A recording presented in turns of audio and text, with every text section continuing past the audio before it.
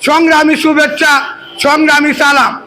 সংগ্রামী সাথী ও বন্ধুগণ, মূল্যবোধ এবং দেশপ্রেমের অভাবে বাংলাদেশে দুর্নীতি হয়েছিল।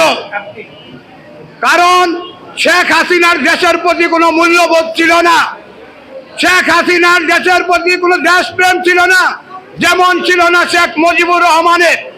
সংগ্রামী সাথী ও বন্ধুগণ, বাংলাদেশে অস্থির পরিবেশ সৃষ্টি করার জন্য অন্তর্বর্তীকালীন সরকারকে প্রশ্নবিদ্ধ করার জন্য এই সুদূর ভারতে বসে এই বাংলাদেশের বিরুদ্ধে তারা আজকে যে ষড়যন্ত্র করছে, আমাদের বাংলাদেশের জাতীয়তাবাদী দল বিএনপি এবং সমমনার যে সমস্ত রাজনৈতিক দলগুলি আছেন, জনগণকে নিয়ে আমাদেরকে সেই সমস্ত ষড়যন্ত্র প্রতিহত করতে হবে ইনশাআল্লাহ। আজকে আপনারা জানেন সীমান্তবর্তী এলাকাগুলিতে ওই পাহাড়িয়া অঞ্চলে তারা অশান্তি সৃষ্টি করছে, যাতে করে আগামী নির্বাচন বাধাগ্রস্ত হয়। আমরা বলতে চাই, কোন বাধা ষড়যন্ত্র করলে বাংলাদেশ জাতীয়তাবাদী দল বিএনপি মেনে নিবে না, আপনাদেরকে কঠিন হস্তে দমন করা হবে। সংগ্রামী সাথী ও বন্ধুগণ, গুন্ডামানির ইতিহাস শুধু শেখ হাসিনার না, গুন্ডামানির ইতিহাস শেখ মুজিবুর রহমানের।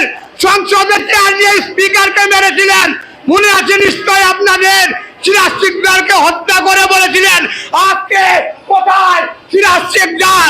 আজকে তারা যে গুম সৃষ্টি হয়েছে, সেই গুম কিন্তু শেখ মুজিবের শাসন আমলে হয়েছিল। আমরা বলতে চাই, এই বাংলাদেশে কোন রকম কোন সন্ত্রাস দুর্নীতি আমরা হতে দিব না ইনশাআল্লাহ।